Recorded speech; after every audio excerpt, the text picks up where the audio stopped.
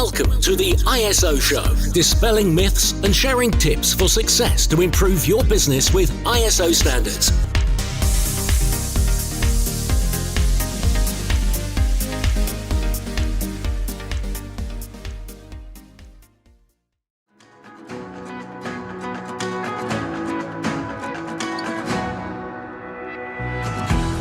If you're listening to this podcast, then you're in great company. We've got thousands of listeners who have a thirst for continual improvement and raising standards in business.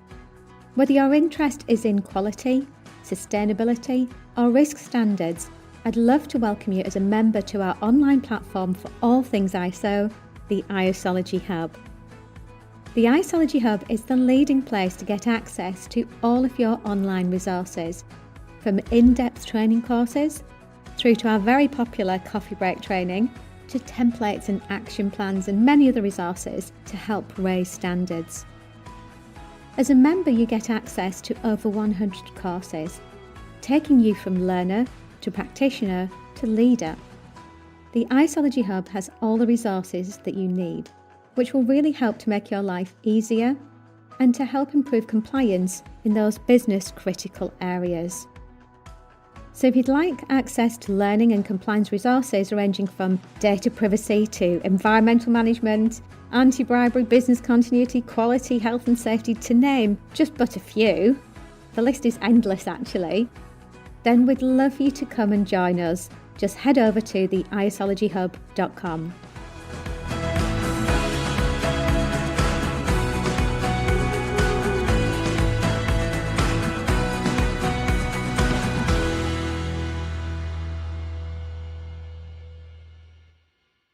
Hello, everybody. Welcome to another ISO show with me, Ian Battersby. I'm a senior ISO consultant with Blackmores UK Limited. Today, we're going to talk a little bit about what you do when you need to demonstrate compliance when you actually work from leasehold property. I want to talk about this because it's a subject which it's increasingly regular that we come across this as a discussion among clients lately. Many organisations don't actually own the property where they operate. It's very common not to own your own property. It's common for businesses to lease it. That leasing might be of a whole building, might be a floor in a building, it might be a wing of a building, it might be just desks in a serviced office space. But it's still common, whichever one of those models you're using, it's quite common that you don't own your own property.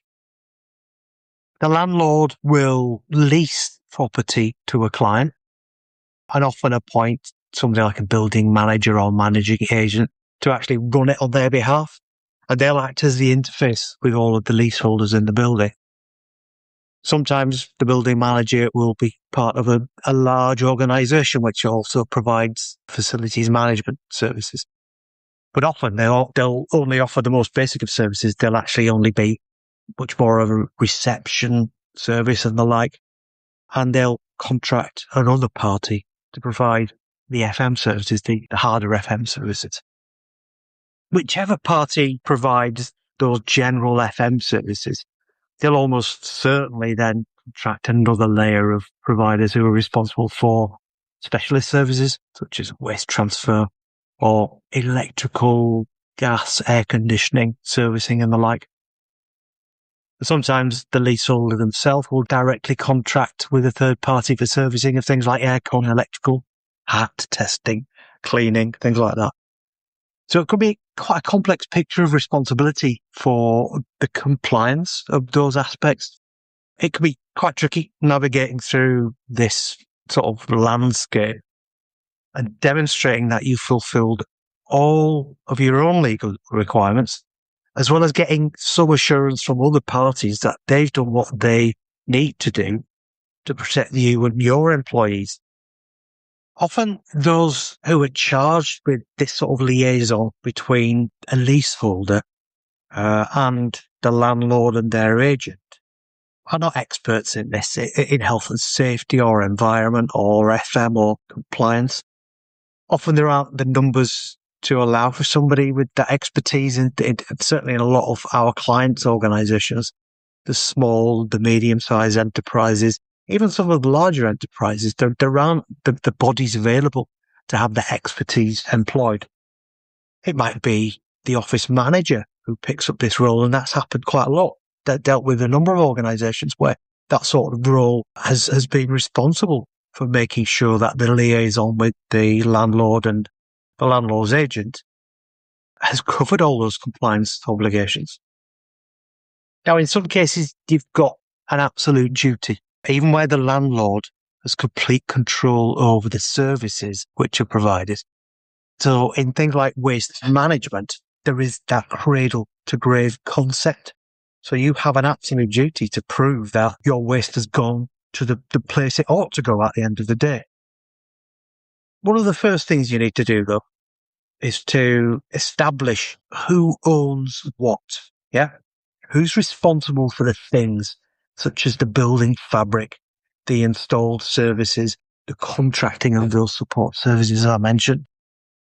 But regardless of the actual ownership and the direct responsibility for a particular aspect of the building, for instance, there's always an interrelationship or dependence between building infrastructure and different elements of buildings.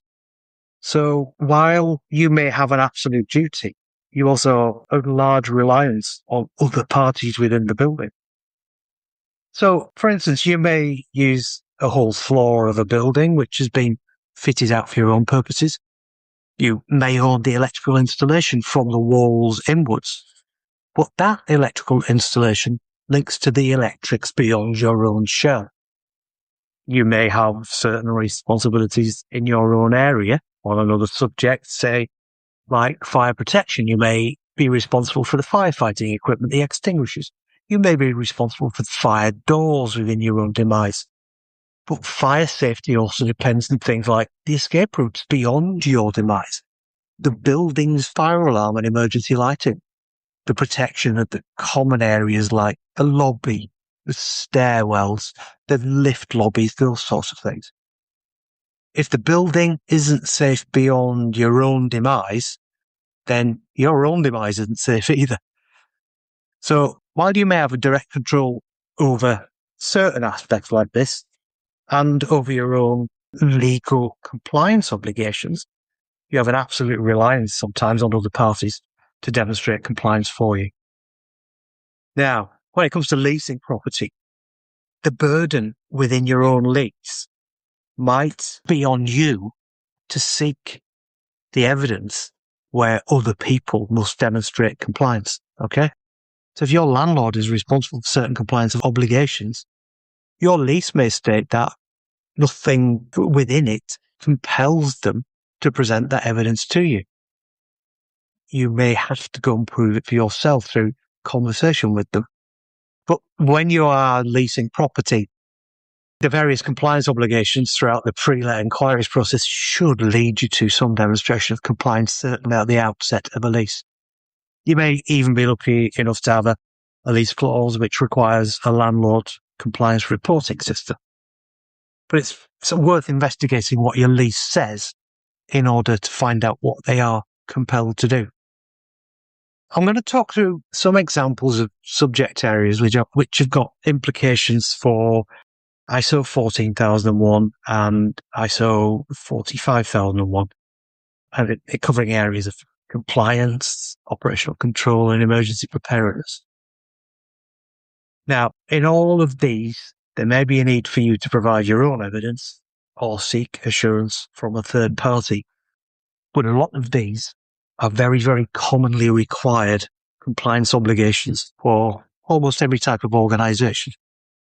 These are compliance obligations for office locations and for more complex, more industrial, more heavily commercial premises. You may have layers of information above this, but these are the most basic types of things. So in the first instance, we have a requirement on landlords around what we call energy performance certificates. These are legally required documents, okay? They rate the energy efficiency of a property, and they have to be provided prior to leasing and on leasing, okay? These can be checked online, by the way. There's a .gov portal where you can check the EPC certificate of any property. And the certificate can be for a whole building. It can be for a specific floor, a wing of a building. It can be for the demise of a particular tenant. Okay. These certificates provide an energy rating from A to G. Now, as of the 1st of April 2023, any commercial property in England and Wales must have a minimum energy performance certificate rating of E. Okay? You can't lawfully let commercial premises without it being at least an E rating under what we call minimum energy efficiency standards. Now, last month, I believe, the government's position on this, the policy position, has just been issued after consultation over quite a long period of time. This will become more onerous. From, I think it's April 2031, you won't be able to let property unless it's in the A or B band. Now, okay, that seemed like a way off, but if you're looking at renegotiating leases over the coming years, you'll need to be mindful that your landlord must provide an energy rating of A or B. Now, alongside the energy rating, there is also the recommendations report. And again, on the government portal, the .gov portal, you can view this. Within this, there are recommendations for improving efficiency. Now, if you're already rated at A or A+, there may not be many recommendations. But if you're down in the levels of C and D and E, there ought to be some recommendations because that building needs to be improved over time. Okay?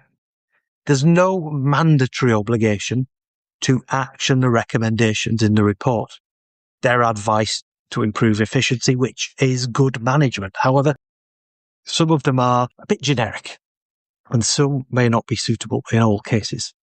Quite often they suggest things like adding photovoltaic cells, so solar panels, to the roof of a grade 2 listed building or something. So they may not always be relevant, but you should seek through the landlord what they're doing about any recommendations to improve energy performance, particularly if you will be looking to renew leases around the time that the law changes.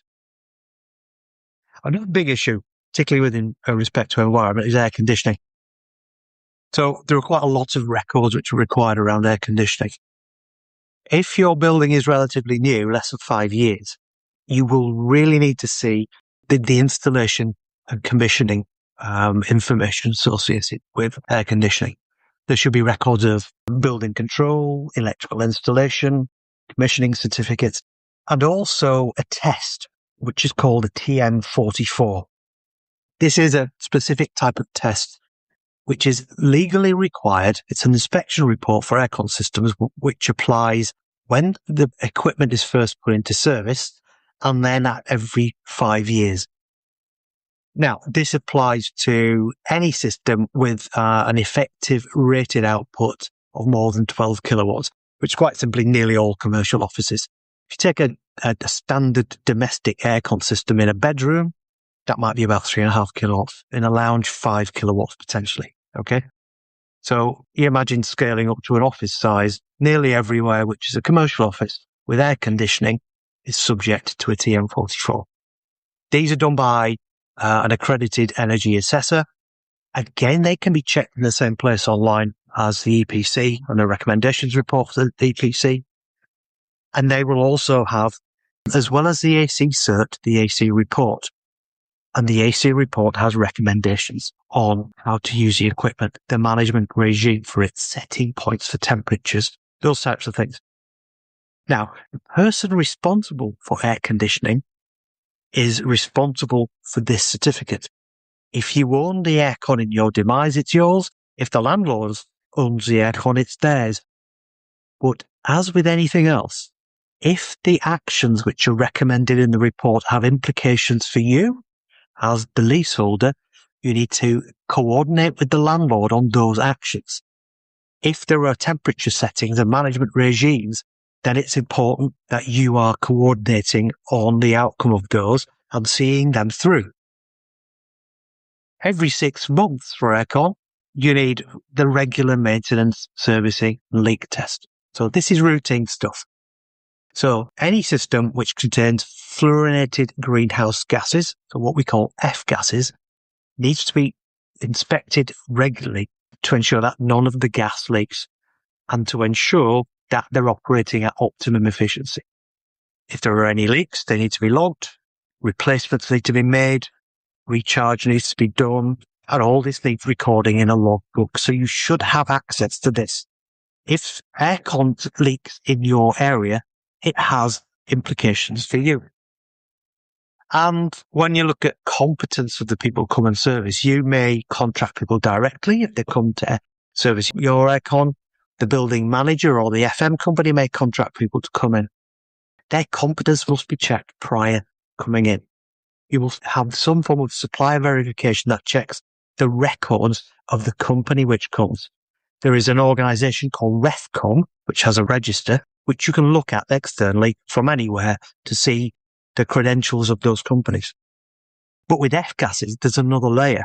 You don't just have to verify the company, you have to verify the individual engineer who comes to site.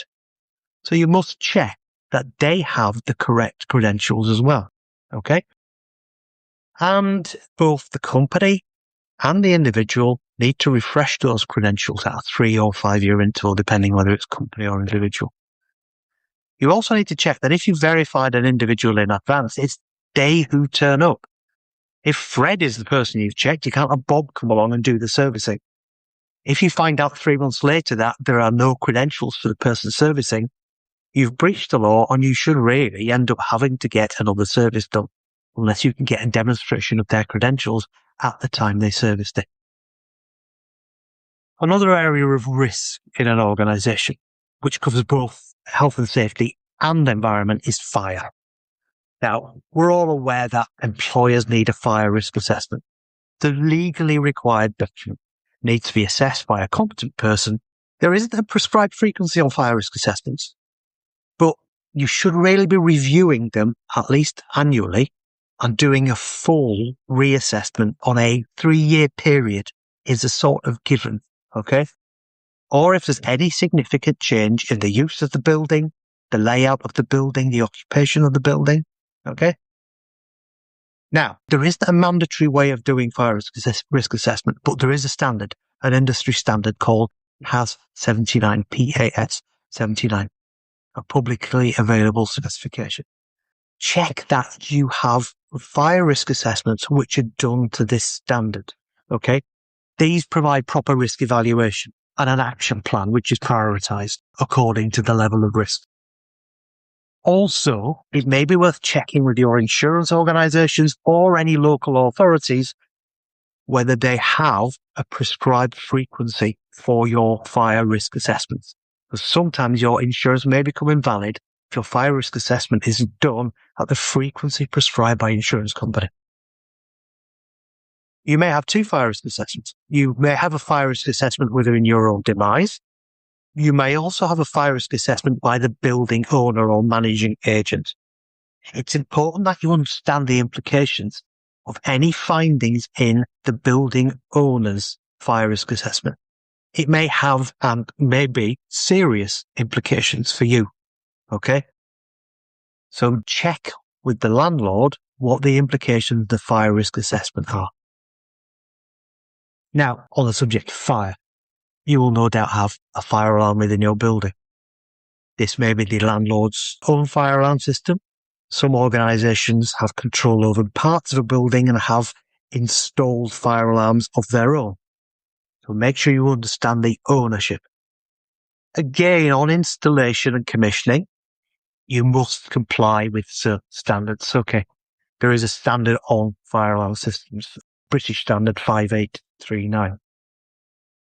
And this requires certain things. So again, building control, commissioning certificate, handover cert, the correct drawings, a manual, a logbook, specific training to the owners and users of the system. Okay? So on installation, you need these. If you're moving to newly occupied territory, that's what you should have. But at 6 monthly intervals, you also then require similar competent person maintenance, servicing and inspection to ensure that the way it was installed is the way it remains in compliance with that standard. There's also various things around fire alarms that need to be checked. As well as a 6-monthly inspection, there is also a competent person tested inspection over elements over and above that, which requires certificate issuing annually. But also at the other end of the spectrum, there's visual checks of panels. Somebody ought to be checking the fire alarm panels daily in order to check that it's in normal condition, that there are no alerts or faults showing on the system. You may not record these, you may just only record exceptions to it. But that's the other end. In between that, you've got manual call points, which need checking weekly on a rotation, a single call point checked, checking that the sounders operate, the panel functions correctly. And these are the types of things that need to go into a logbook. Every single manual call point needs to be recorded in a logbook. There's also a full test and inspection of the wiring underpinning the fire alarm system. This isn't prescribed, but is commonly at a 10-year interval. So if your fire alarm system's reaching 10 years, you need this full test, full insulation test of wiring, detailed inspection of cable installations throughout, and a review that the system meets current standards, and that any building changes have been reflected in the standard. Fire extinguishers, a common form of fire fighting. You may own the fire extinguishers in your own demise. They may be owned by the landlord. There will be different ownership requirements across different parts of buildings because of a different patchwork of responsibilities. What you need to do is, if you own fire extinguishers within the organisation, take responsibility for regular walk-rounds to check that they're all in the right locations, the right numbers are present, that they are accessible, secure, fully charged in the green zone, undamaged, the seal is untampered, and the service date is correct. Okay? But then every year, you need a competent person to come in and check the fire extinguishers fully. Okay? And record in a fire logbook and provide you with a certificate of service for each of the extinguishers in use. Depending on the type of extinguishers you've got, you may need a 5-yearly or possibly longer frequency extended service, depending on what it is. Involves a full discharge potentially, an internal inspection, a recharge, a pressure testing, again recorded in the logbook. Many organisations might choose that at the end of these 5 years they have them fully replaced and they're all taken away and recycled. You've got fire suppression. This is more complex side of things. You might have a fire sprinkler system. And again, you will possibly need to see installation and commissioning certificates. But the regular inspection, maintenance, service will then depend on the type of system. Okay, that could be anywhere between a quarterly, annually, 5-yearly, 10-yearly inspection regime. It would be prudent to discuss with your landlord what process for those inspections they have in place. And there should be evidence that there is some form of local regular inspection to check that there is no visible damage to a fire suppression system. There are fire doors that need both competent person checks on a 6-month to annual basis to check for the physical robustness, for the opening and closing mechanisms, for external escapes to open correctly. But there should also be regular checks by local representatives within your organisation of any fire doors within your own demise and from your own demise to check that they are physically sound and operate correctly and that they are signed correctly and there are no obstructions.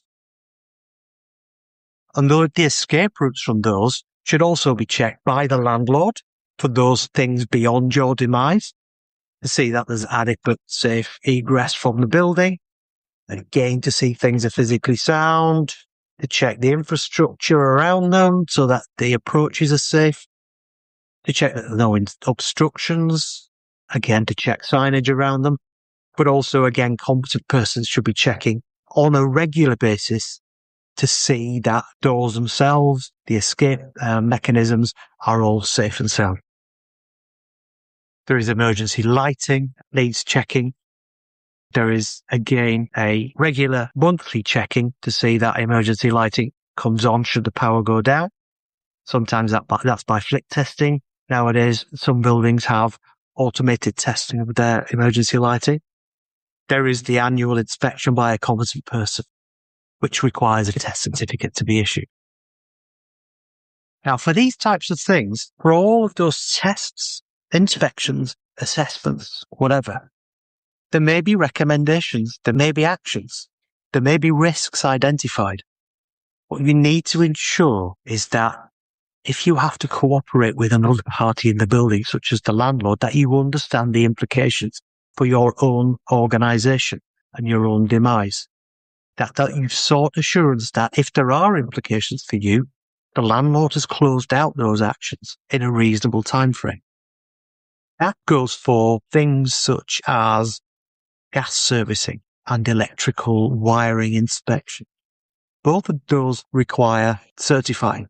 Gas servicing is required once a year by a gas safe registered competent person, and the certificate will indicate whether there are any recommended actions. Okay?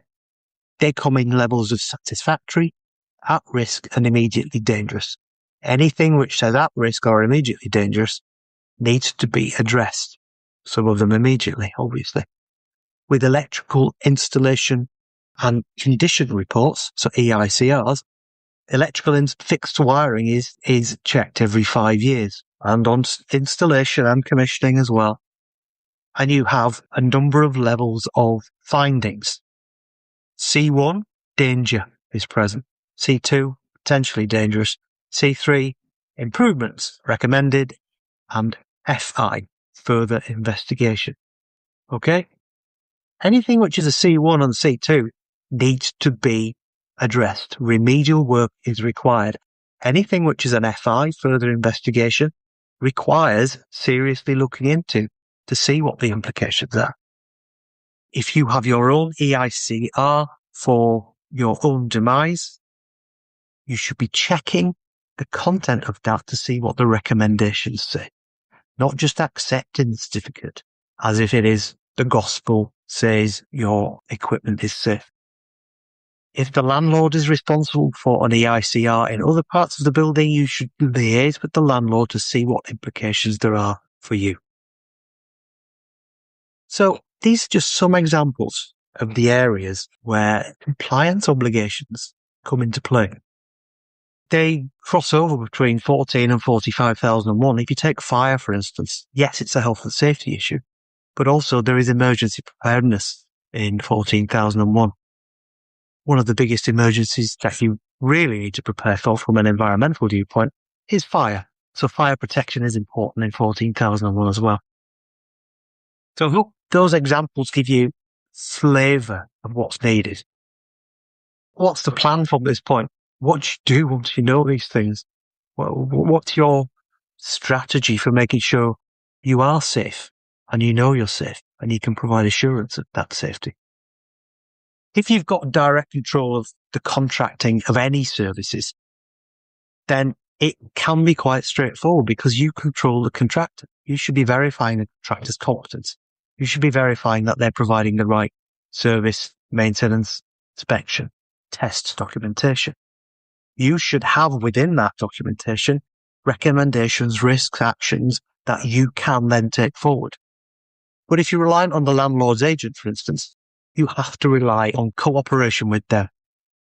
You also have to rely on their own understanding of their obligations and their record keeping. So you'll need to approach them with a structured request for all the things you need to provide you with assurance. So if you've listed out the things where you don't know what the landlord has done and what the servicing companies have done, approach them with a structured list. Where there are gaps in their records, discuss with them. Work out a way to retrieve what you need. They need it as well. So it should be straightforward once they've sourced it to provide you with it. Discuss those gaps. Discuss how to retrieve those records. If you have any regular tenant, landlord, managing agent meetings, use those to review compliance and any progress on recommendations. If those meetings don't exist, perhaps you could set up some form of regular meeting where you can assess your level of compliance and monitor any movement in that. Where you've received any record from a service, a maintenance, a test, a certification, an assessment, study that carefully. Sometimes the language may be complex and technical, but there's often a place which tells you in plain terms whether a system complies, whether there are risks, whether there are recommendations, the must-dos on the back of the work that's been done, and often suggestions on the remedials for that. Then assess with the agent or manager, if needed, what the implications are for you. Monitor, again, with the managing agent, whether the required actions have been completed. Make sure you don't just have a service record or a certificate that you believe in. Make sure you've worked out what's important in that record and make sure somebody has done what is needed under the recommendations in that record. Well, I hope that's given you a brief flavour. It's a very complex area, and to try and do it justice needs not just talking, but I think a whole spreadsheet full of information. It's the sort of thing we can help you check on at Blackmores. If you need support in this area, in understanding what these requirements are, understanding how to gain assurance from other people's records in this, in auditing whether you comply or your support mechanisms around you comply, we can help. So please get in touch if this is something where you're not feeling confident and you think you need some support. Well, thanks for listening. Before I go, I'd just like to remind everybody to subscribe on your preferred media player if you've not already done so. And also, please spare 5 minutes or so just to leave us a nice review on your preferred media player. It really helps. We get through to a wider audience by sort of generating reviews. So it's quite helpful to us. As always, if you've got any questions about this subject, anything to do with this, or want support on this, if you've got any suggestions for future topics, feel free to send us an email, comment on your media player, get in touch somehow. We want to hear what you want to listen to, yeah? We'd love to hear from you. That's all from me today. Thanks for listening again, and we'll catch up with you on the next ISO show.